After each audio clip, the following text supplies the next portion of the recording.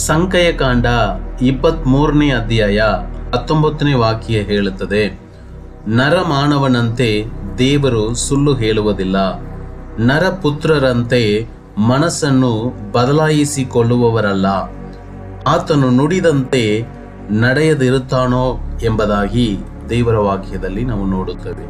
ನನ್ನ ಪ್ರಿಯ ಸಹೋದರ ಸಹೋದರಿ, ಮನುಷ್ಯರು ನಿಮ್ಮನ್ನು ಮೋಸ ಮಾಡಬಹುದು, ವಾಗ್ದಾನ ಮಾಡಿ ನೆರವೇರಿಸದೇ ಇರಬಹುದು.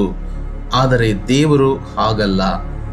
ದೇವರು ಹೇಳಿದರೆ ಅವನು ಅದನ್ನು ಮಾಡುತ್ತಾನೆ. ಆತನು ಮಾತನಾಡಿದರೆ ಅದನ್ನು ನೆರವೇರಿಸುತ್ತಾನೆ. ನೀವು ಒಂದು ವಾಗ್ದಾನಕ್ಕಾಗಿ ದೇವರಿಂದ ಉತ್ತರಕ್ಕಾಗಿ ಕಾಯುತ್ತಿದ್ದೀರಾ? ಇದನ್ನು ಕೇಳಿ. ದೇವರು ಹಿಂದೆಯೂ ಸುಳ್ಳು ಹೇಳಲಿಲ್ಲ, ಇನ್ನು ಮುಂದೆಯೂ ಎಂದಿಗೂ ಸುಳ್ಳು ಹೇಳುವವರಲ್ಲ.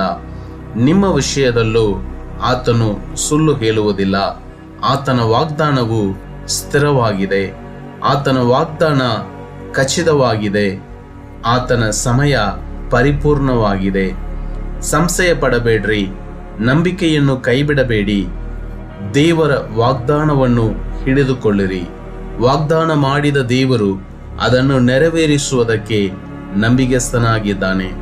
ದೇವರು ಬರೀ ಖಾಲಿ ಮಾತುಗಳನ್ನು ಮಾತನಾಡುವುದಿಲ್ಲ, ನೆರವೇರಿಸುವ ವಾಗ್ದಾನಗಳನ್ನು ಮಾತನಾಡುವ ದೇವರಾಗಿದ್ದಾರೆ. ದೇವರು ನಿಮ್ಮ ಜೀವನದಲ್ಲಿ ಪ್ರಕಟಣೆ ಮಾಡಿದ ಎಲ್ಲ ವಾಗ್ದಾನಗಳು ಬೇಗನೆ ನೆರವೇರಲಿಕ್ಕಿದೆ. ನಂಬಿಕೆಯಿಂದ ಮುಂದೆ ಹೋಗಿರಿ. ಕರ್ತನು ನಿಮ್ಮ ಜೊತೆಯಲ್ಲಿದ್ದಾನೆ. ಕರ್ತನು ತಾನೇ ನಿಮ್ಮೆಲ್ಲರನ್ನು ಆಶೀರ್ವದಿಸಲಿ.